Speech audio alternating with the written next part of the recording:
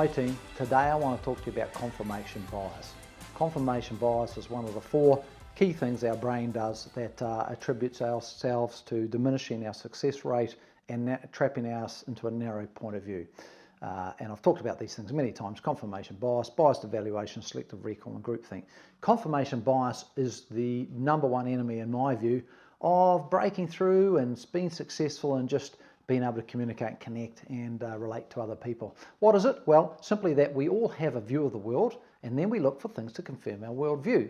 And so what this does is this stops us from letting in new ideas. Our brain essentially, its job is to keep us alive, survival. So there are hundreds of millions of items per second happening around us, and our eyes only let in around about 2,000 per second, so they shut out almost all other ideas. In other words, our brain tends to reject things that are unfamiliar to it because it knows what's kept us alive up till now, and it says, I don't want to let any new ideas in. Where that becomes a problem is when you're leading a team and somebody has a new idea, and you automatically, if your view's over here and that idea is a contrarian view, very tough for us to let that idea in.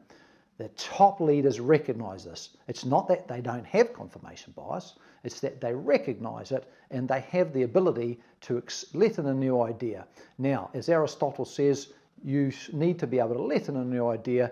Doesn't mean you have to accept the new idea.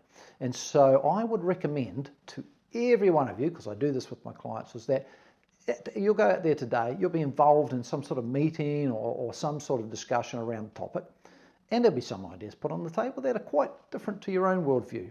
My challenge to all of you is to really listen and try to see from the other person's point of view and let that new idea in. So overcome your brain's natural tendency to reject things that are unfamiliar to it and let that new idea in. That is really what high-level leaders do. They have this really wonderful ability to recognize what's happening and overcome that and let that new idea come. It doesn't mean they have to agree with it, but they certainly are very patient and accepting of another worldview. And I would say that that's probably one of the hallmarks of the most successful leaders that I work with.